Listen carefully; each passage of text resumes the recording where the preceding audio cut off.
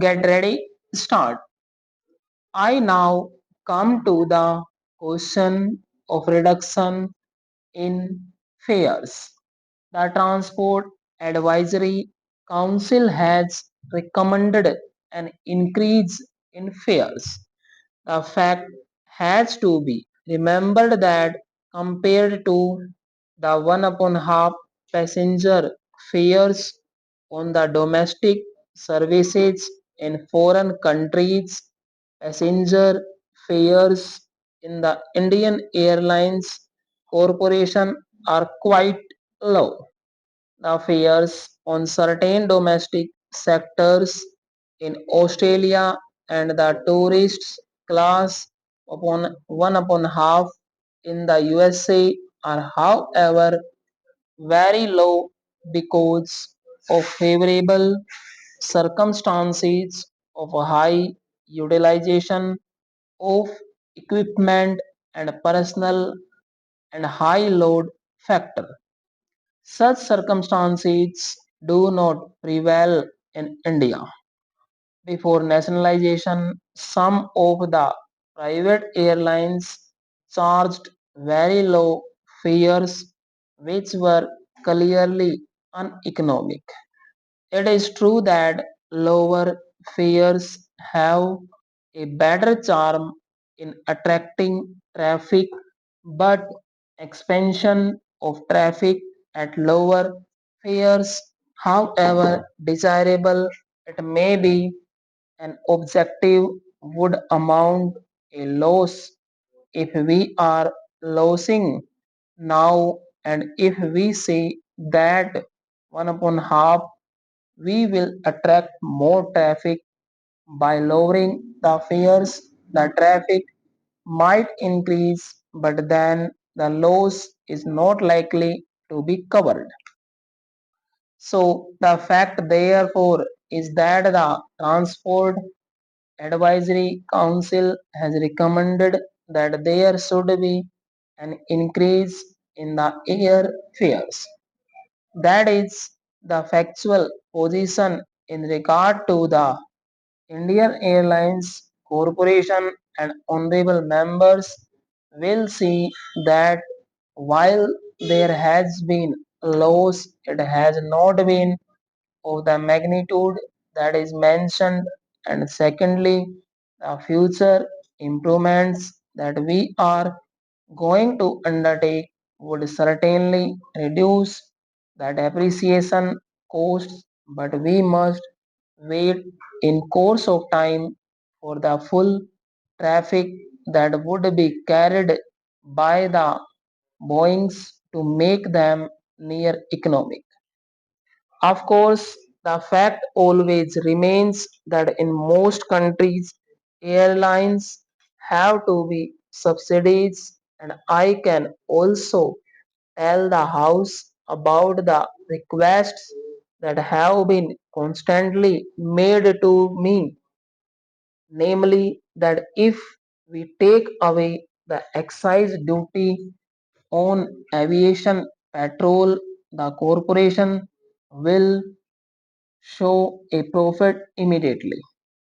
That can be done if we merely want to cheat the public or even for the time being lull members of parliament into a feeling that this corporation is making a profit, but I feel that it would be much better for them to show a loss and strive to lessen it than to gain an advantage of the type mentioned by me.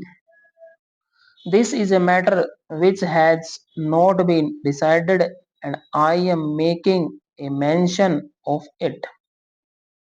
We can easily wipe off the big loss, but that would not be the correct thing to do because government would be doing something in order to bolster up an industry which it is running.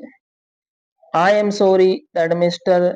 Lilavati Munshi is not here because Sri she raised the question about the working of the state undertakings. I only illustrate the point that I am not prepared to camouflage the real position by means of any secret subsidies, and if we are going to do anything of that sort, it has to be told to members of parliament. If a state undertaking results in loss, then it is to be admitted as a loss.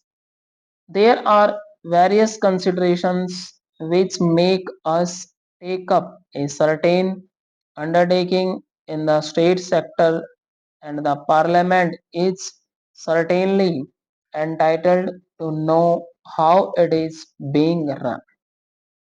Therefore, I would like to assure the House that so far as state undertakings are concerned, we shall do our very best to see that they are run efficiently, and if they are not run efficiently or either incur losses, we shall not make any attempt to camouflage the real position so far as Parliament is concerned, because it is only by the criticism of honorable members of Parliament that the position could possibly be improved. Sir, some reference about disparities in development of different states was made just now. All that I can say is that the eighth plan has taken this matter into account, but disparities exist not merely because of neglect of government, but also because of certain natural factors. We can only try to overcome them in parts. We cannot altogether eliminate them completely. Wherever we cannot establish a big industry in one particular area, we try to supplement it by putting a number of smaller industries and creating more employment potential. This is a task in the fulfillment of which the Planning Commission is doubly interested, and I can assure honorable members that if there is any default, it is not because it can possibly be avoided.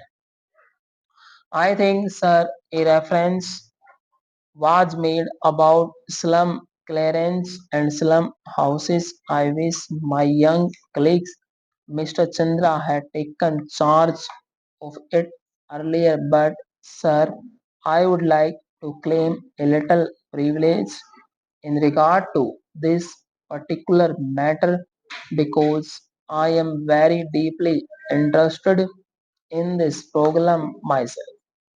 I would refer to the recent statement made by the Honorable Minister for Urban Development in the Lok Sabha, a copy of which has been placed on the table of the Rajya Sabha.